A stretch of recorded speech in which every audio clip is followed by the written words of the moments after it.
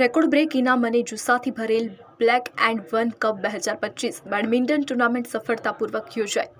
Gujarat badminton એસોસિએશનના સહયોગથી black and one sport foundation દ્વારા આયોજિત black and world cup 2025 premium open team badminton championship 17 અને 18 મે 2025ના રોજ આયોજિત થઈ હતી, જે સફળતાપૂર્વક સંપન્ન થઈ. આ ટુર્નામેન્ટમાં 16 ટીમોએ ભાગ લીધો હતો, જેમાં ફાઇનલ મેચ રવિવારના રોજ અમદાવાદ રોકસ્ટાર અને મુંબઈ રાઇઝર્સ વચ્ચે યોજાઈ. આ મેચમાં મુંબઈ રાઇઝર્સની ટીમ વિજેતા બની. ફાઇનલ મેચમાં ચીફ ગેસ્ટ તરીકે doctor KLN Rao, DGP prison department Gujarat ઉપસ્થિત હતા અને આયોજક Shri Jitendra Yadav, managing director Black and One badminton એકેડેમીનું તેમનું અભિવાદન કર્યું હતું. ફાઇનલ મેચના સ્કોર બોર્ડની વાત કરીએ તો પ્રથમ મેચ અમદાવાદ રોકસ્ટારે જીતી, જેનો સ્કોર 30-29 રહ્યો.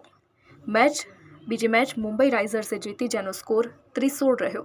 ત્રીજી મેચ અમદાવાદ રોકસ્ટારે જીતી, જેનો સ્કોર 30-19 રહ્યો. આમ ટોટલ સ્કોર અમદાવાદ રોકસ્ટારનો 76 અને મુંબઈ રાઇઝર્સનો 76 રહ્યો અને મુંબઈ રાઇઝર્સની ટીમ વિજેતા બની.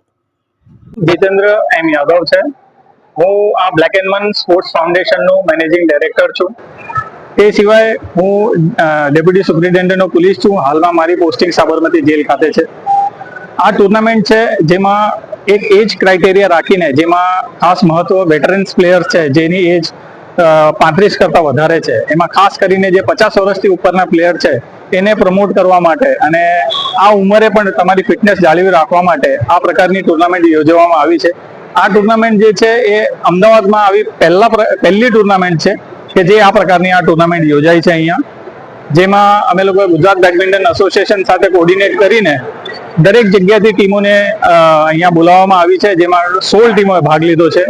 જેમાં ખાસ કરીને મુંબઈથી ટીમ અહીંયા આવી છે, રાજકોટથી ટીમ આવી છે, બરોડાથી, સુરતથી, તમામ જગ્યાથી અહીંયા ટીમ રમવા માટે આવી છે, જેમાં 35 વર્ષથી લઈને અને 55-60 વર્ષ સુધીના પ્લેયરો છે. હાલમાં અમારી પાસે અહીંયા રમવામાં સૌથી વધારે 62 યર્સના પ્લેયર છે, જેને